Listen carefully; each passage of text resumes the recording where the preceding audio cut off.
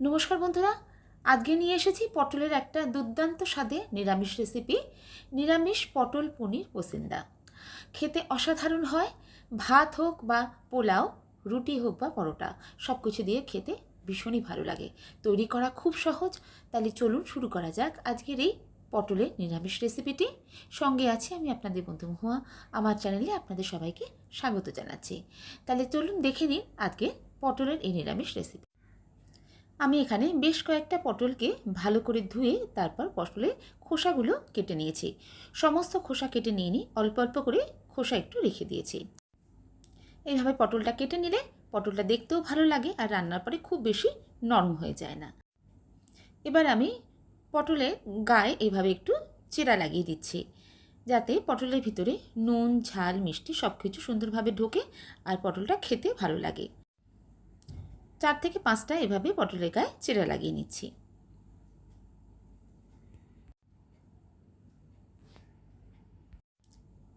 কেটে নেওয়ার পর এবার সামান্য নুন হলুদ আর অল্প একটু চিনি দিয়ে পটলটা ভালো করে মেখে নেব। প্রত্যেকটা পটলের গায়ে নুন হলুদ আর চিনি সুন্দরভাবে যাতে লাগে ঠিক সেইভাবে মেখে নিতে হবে। এইভাবে মেখে নিয়ে পটলটাকে খানিকক্ষণ রেখে দেবো, ততক্ষণ রান্নার অন্য জোগাড়গুলো করে নেব। রান্নাতে যে মশলার পেস্টটা ইউজ করব এখন সেটাই বানিয়ে নিচ্ছি। রান্নাটা আমি যেহেতু নিরামিষভাবে করব, এই রান্নার মধ্যে টমেটো কাঁচা লঙ্কা আর আদার একটা পেস্ট ব্যবহার করব, সেটাই আগে থেকে বানিয়ে নিচ্ছি। রেসিপিটা অবশ্যই পুরো দেখুন বন্ধুরা। ভালো লাগলে একটা লাইক দিয়ে দেবেন। আর যদি আজকে আমার চ্যানেলে নতুন ভিউয়ার্স হন, রেসিপি ভালো লাগলে চ্যানেলটা সাবস্ক্রাইব করে নেওয়ারও অনুরোধ রইল। রান্নায় আমি ঝালের জন্য গুঁড়ো লঙ্কা ইউজ করব না, তাই পরিমাণ বুঝে আমি লঙ্কাটা দিয়ে দিচ্ছি।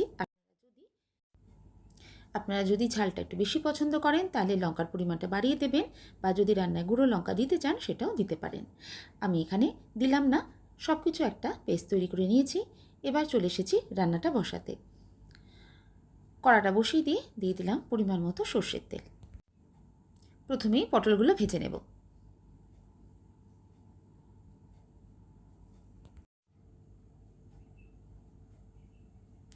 পটলটা ঠিক এইরকমভাবে বেশ ভালো করে রং ধরিয়ে ভেজে নিতে হবে।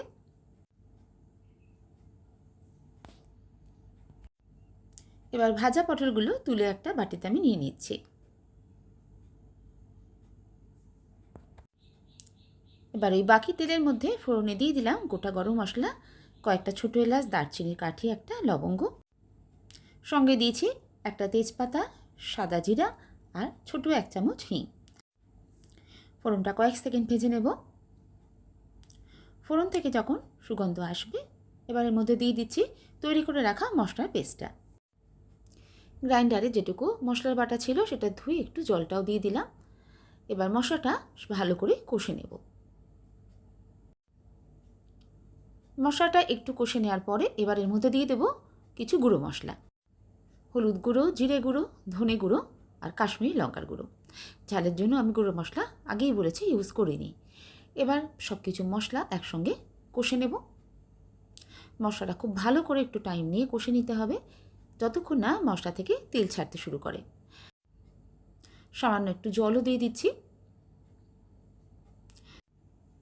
যারা এতক্ষণ পর্যন্ত ভিডিওটি দেখছেন তাদেরকে বলে রাখি, রান্নাটা একবার হলেও অবশ্য করে খাবেন। খেতে খুবই ভালো হয় আর তৈরি করা যে কতটা সোজা নিশ্চয়ই সেটা দেখতে পাচ্ছেন। ফ্লেমটা একদম লো করে দিয়ে ঢাকা দিয়ে মশলাটাকে বেশ ভালো করে কষে নিলাম। দেখতেই পাচ্ছেন এখন রান্না থেকে খুব সুন্দরভাবে তেল ছেড়ে গেছে। ঠিক এইভাবেই মশলাটাকে ভালো করে কষে নিতে হবে। মশলাটা যখন এই পর্যায়ে কষা হয়ে যাবে এবার এর মধ্যে দিয়ে দেবো ভেজে রাখা পটলগুলো। নুন দিয়ে দিলাম। এবার মশলার মধ্যে পটলটাকে আমি খানিকক্ষণ কষে নেব।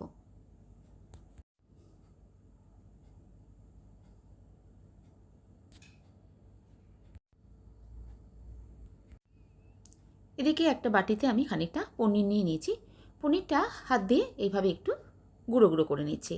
চাইলে পনিরটাকে গ্রেট করেও দিতে পারেন। আমি এখানে পনির ব্যবহার করছি, আপনারা চাইলে এখানে ঘরে কাটা ছানা ইউজ করতে পারেন। পনিরটা এবার পটলের মধ্যে দিয়ে আরও খানিকক্ষণ কষে নেব।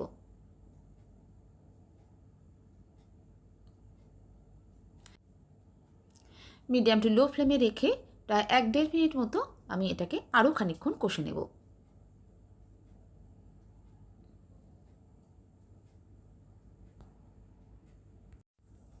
ছোটো ছোটো করে ক্যাপসিকাম কেটে রেখেছিলাম, এবার সেটাও এর মধ্যে দিয়ে দিলাম।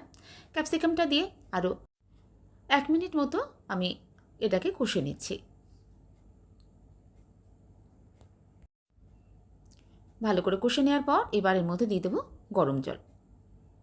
এই রান্নাটা বেশ একটু মাখো মাখো মতোই হয়, তাই খুব বেশি জলের ব্যবহার করব না।